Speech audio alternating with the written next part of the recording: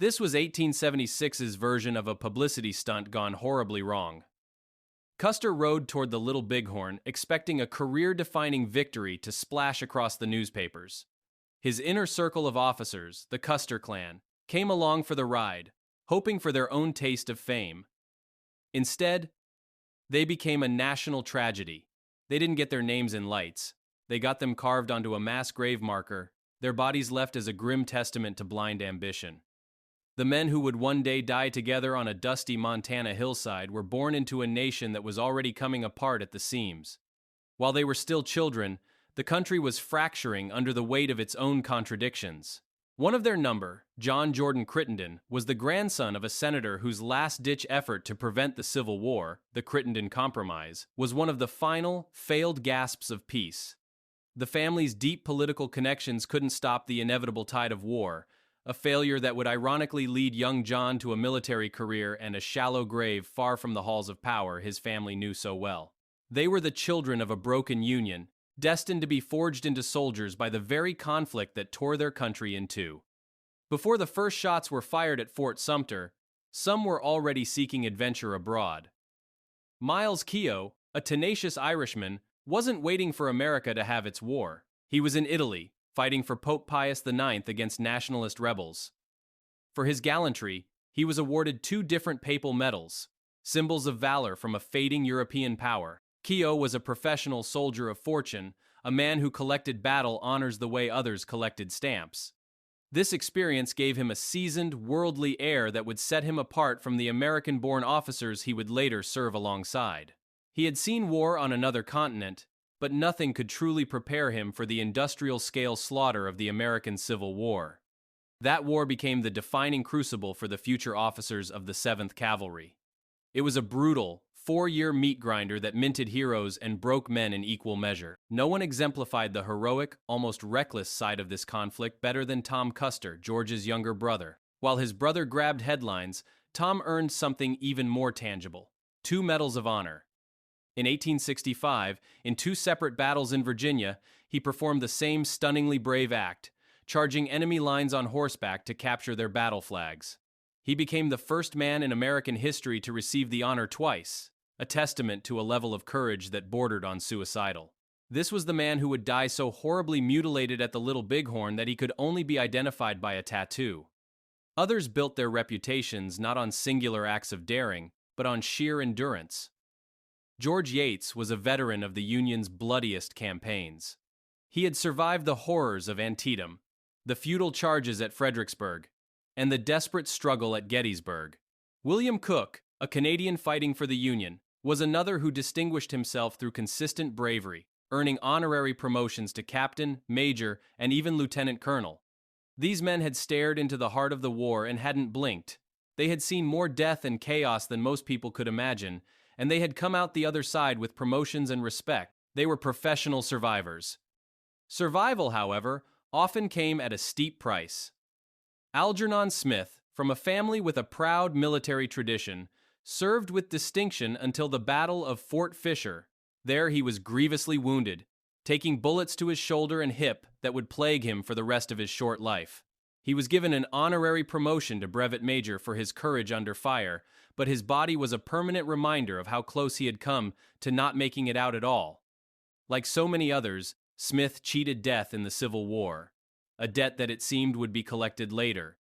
Not everyone's path was so glorious. James Calhoun, who would one day cement his place in the Custer inner circle by marrying their sister Maggie, joined the Army late in the war. He didn't graduate from West Point or come from a storied military family. He enlisted in 1864 and ended the war as a sergeant.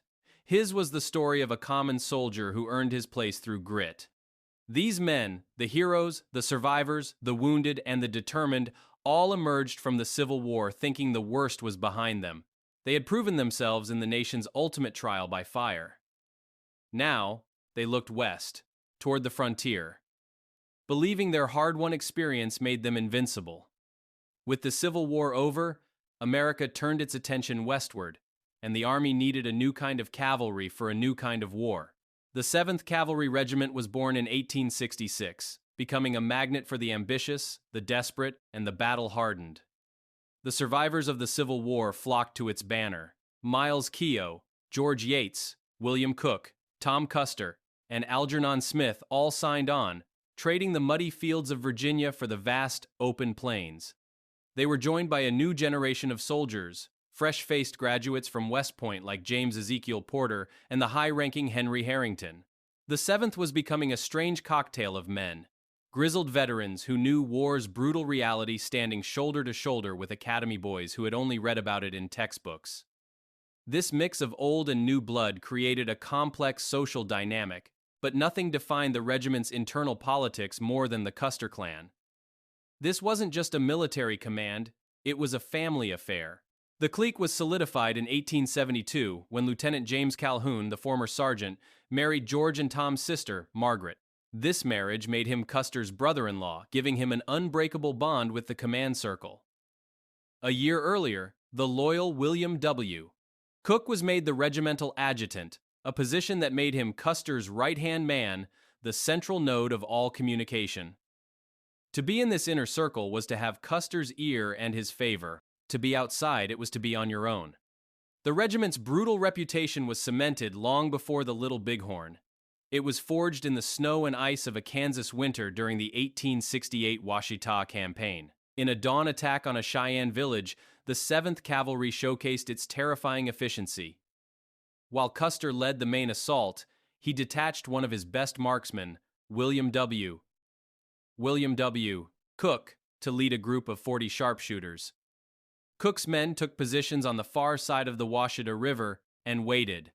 As Chief Black Kettle and his wife, Medicine Woman later, tried to flee the chaos by crossing the river, they were shot down in cold blood by Cook's hidden riflemen. It wasn't a battle, it was an execution. Tom Custer was wounded in the engagement, but the message was clear. The 7th Cavalry did not fight by the old rules. In the years that followed, the officers found themselves engaged in the varied tasks of a frontier army. James Porter, after being promoted to first lieutenant, served in the South during Reconstruction, where his duties included suppressing the Ku Klux Klan. It was a strange twist of fate for a man who would later fight against Native Americans to first be tasked with enforcing federal law against white insurgents. Meanwhile, other officers were pushing the boundaries of American expansion.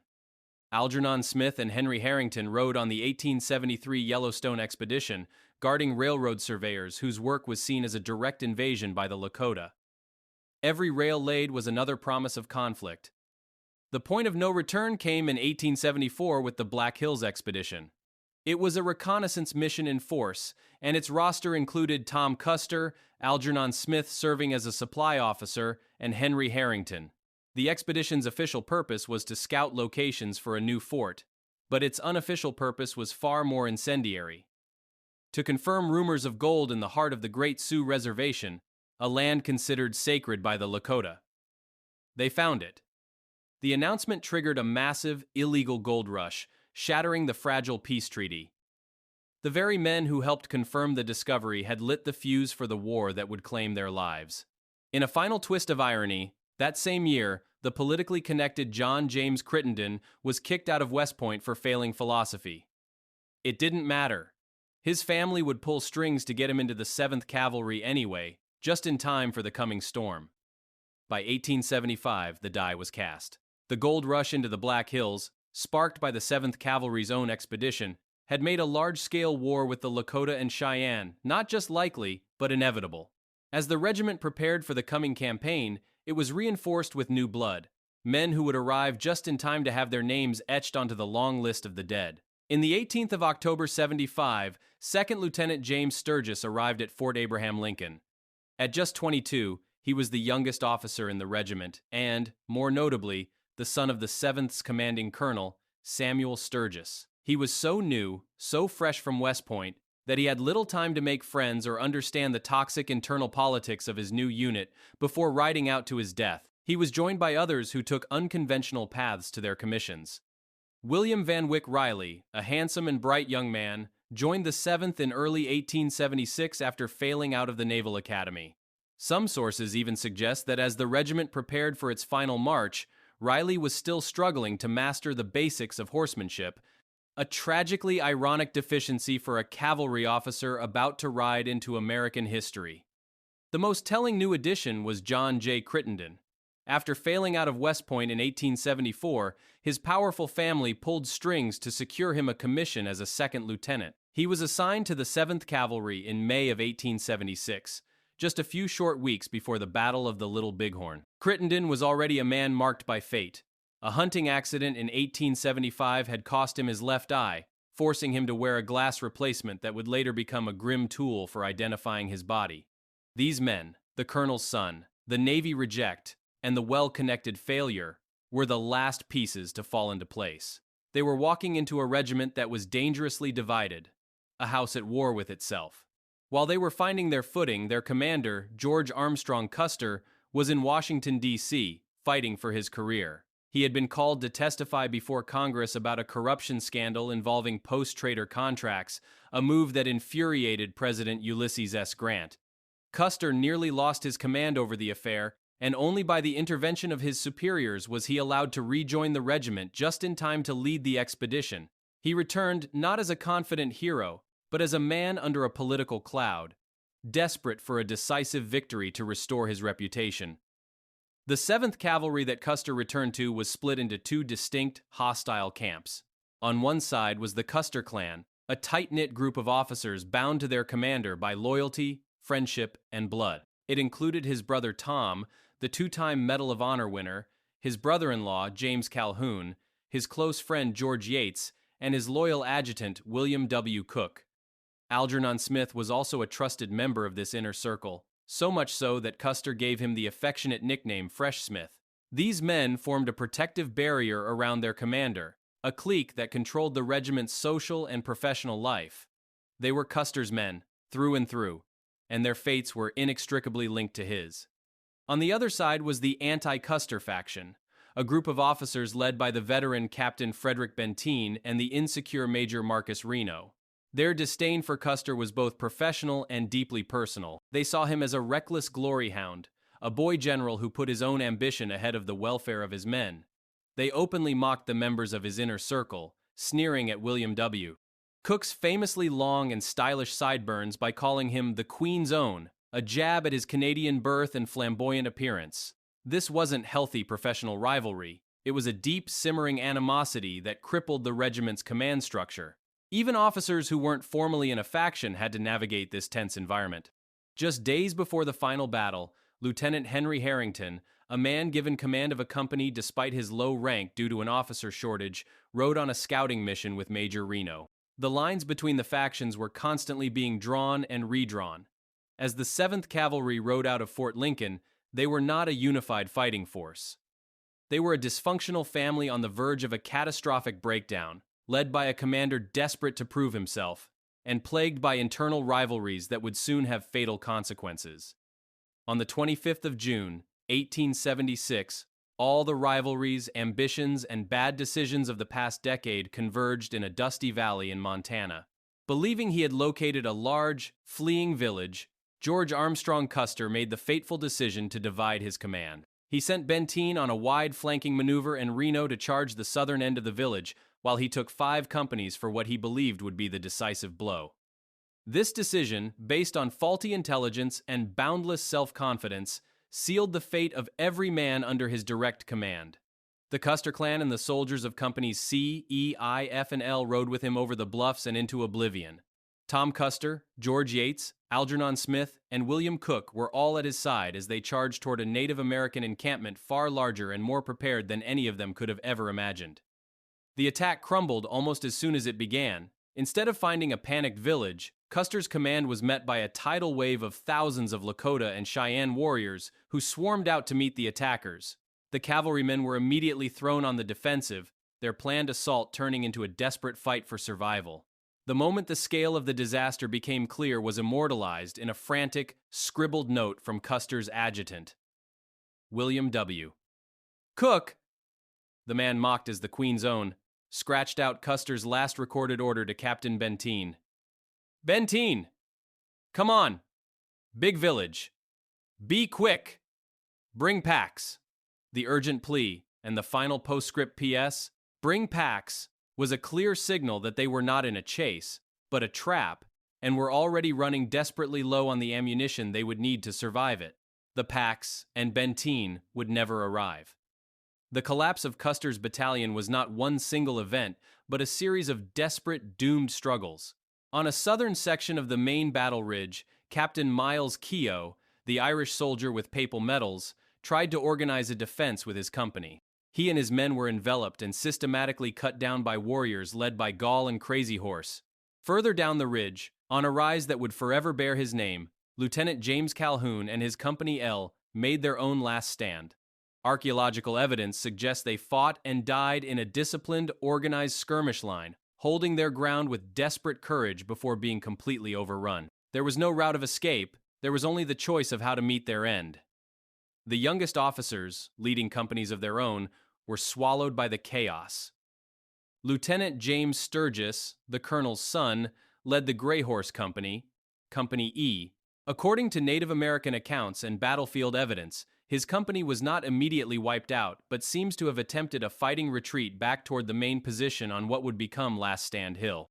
Their orderly withdrawal disintegrated under the sheer pressure and numbers of the attack, and they were overwhelmed and annihilated. Lieutenant Henry Harrington's Company C and Lieutenant James Ezekiel Porter's men were also part of Custer's battalion, caught in the same vortex of dust, bullets, and arrows. They were cut off, surrounded, and systematically destroyed, their individual moments of bravery lost in the sheer totality of the defeat. The final act played out on that small hill. Surrounded by the last of his men, George Custer fell. With him died the core of his clan. His brother Tom, the celebrated Civil War hero, was killed beside him. His dear friend George Yates and his loyal adjutant William Cook also died on that same patch of ground. Lieutenant Algernon Fresh Smith was found there among them. The handsome young Lieutenant William Van Wyck Riley, who may have still been mastering the art of riding, met his end in the slaughter. Within the space of a few hours, 5 full companies of the 7th U.S. Cavalry were not just defeated, they were erased from existence. The battle was over. The great victory Custer had sought to restore his name had instead become his tombstone and the final resting place for all the men who had followed him. When relief forces finally arrived at the Little Bighorn 2 days after the battle, they walked into a scene of apocalyptic silence. The victorious Lakota and Cheyenne were gone, leaving behind a field littered with the naked and mutilated bodies of the 7th Cavalry. The first task was the grimmest imaginable. To walk among the dead, men they had known and served with, and attempt to put a name to the unrecognizable remains. This wasn't a matter of honor, it was a desperate, stomach-churning exercise in battlefield forensics, where identification often came down to a single grim clue. The story of what happened at Little Bighorn is written most vividly on the corpses of the men who died there. The commanders had, in death, vastly different fates. George Armstrong Custer, the architect of the disaster, was found strangely untouched. According to the accounts of those present, his body was white and clean as a child, with 2 precise bullet wounds, one to the temple and one to the chest. He was not scalped, a fact that has fueled a century of speculation. His brother Tom, the decorated war hero, was afforded no such dignity. His body was a canvas of horrific mutilation. His head had been crushed, his abdomen slit open, and his leg bore the Sioux death sign, a deep gash cut all the way to the bone from hip to knee. Rumors that his heart had been cut out were false, but the reality was that he was so thoroughly disfigured that he could only be identified by a tattoo of his own initials on his arm. The 2-time Medal of Honor winner had been rendered completely anonymous in death. Other officers were identified by their own unique and often bizarre talismans. Captain Myles Keogh, the Irish adventurer, was found at the center of a small group of his most loyal soldiers. He had been stripped of his clothes, but his body was not mutilated. The prevailing theory among the soldiers who found him was that the 2 papal medals he wore around his neck were perceived by the warriors as a powerful form of medicine or spiritual protection, and they had left him untouched. Lieutenant William W. Cook, a man defined by his magnificent sideburns, was famously scalped twice. After his main scalp was taken, a warrior took one of his long, flowing sideburns as a second, more personal trophy. A Cheyenne warrior named Wooden Leg later claimed to have taken the prize, only to discard it because his grandmother found it unappealing.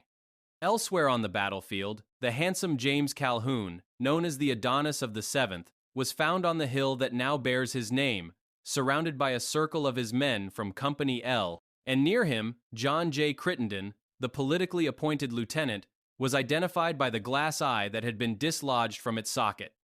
While some officers were identifiable by these grim markers, others simply vanished. Their bodies were never officially found, leaving them as ghosts on the battlefield, their fates left to rumor and speculation. The bloody buckskin jacket of Lieutenant James Ezekiel Porter was discovered in the abandoned Sioux village, confirming his death but not his location. A common theory is that he may have attempted to break through the enemy lines to find help, only to be run down and killed far from the main fight. The body of Lieutenant James Sturgis, the colonel's 22-year-old son, was also never formally identified. His blood-soaked underclothing was found in a deserted Lakota camp, and a soldier later made a horrifying claim that he recognized Sturgis's charred head in the ashes of a fire pit. For Lieutenant Henry Harrington, there was nothing. His wife, Grace, refused to give up hope and made several trips to the desolate battlefield in the following years. A heartbreaking pilgrimage to find the remains of the husband she had lost, a search that was ultimately fruitless. The initial burial of the dead was a hasty and crude affair. The Custer brothers were wrapped in canvas and blankets and interred in a single shallow grave on the battlefield. The other bodies were buried where they fell, often in mass graves, with little ceremony. When a military detail returned a year later to recover the officers' remains for proper reburial, they found a disturbing scene. The shallow graves had been uncovered by wild animals, and the bones were scattered across the hillside. For some, like George and Tom Custer, only a handful of bones could be collected. George's remains were sent east for a grand funeral and reburial with full military honors at West Point. Tom's were sent to Fort Leavenworth, Kansas, as were the recovered remains of George Yates, James Calhoun, and Algernon Smith. William Van Wyck Rayleigh was eventually reburied in Washington, D.C. The unidentified remains of men like Sturgis were believed to have been interred in a mass grave beneath the battle monument. In a strange modern epilogue, John J. Crittenden's remains were exhumed from his battlefield grave and moved in 1931, a relocation requested by his family to make way for a new road. From the carnage, a few powerful legacies and artifacts survived. The most famous survivor was not a man, but a horse. Comanche, the mount of Captain Myles Keogh, was found on the battlefield, severely wounded but still alive. He was nursed back to health and became a living symbol of the fallen regiment.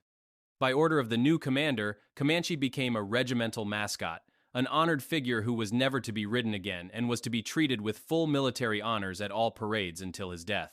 The small personal items of the dead officers also took on a life of their own. Keogh's papal medals were recovered from his body by Captain Benteen, sent to his sister in Ireland, and nearly a century later were sold at auction for $35,000. The signet ring of Lieutenant Rayleigh was taken as a war prize by a Cheyenne warrior, only to be recovered a year later and returned to his grieving mother. These small objects, a horse, a medal, a ring, became the last tangible links to the men who were doomed the moment they rode with Custer. Custer got his legend. The Lakota and Cheyenne got their victory. And the men who rode with Custer? They were left beyond recognition, a grim footnote in a story that was never really about them. History is filled with men who paid the price for another's glory. The trick is knowing which story to tell. If this was history you weren't taught in school, subscribe. There's more.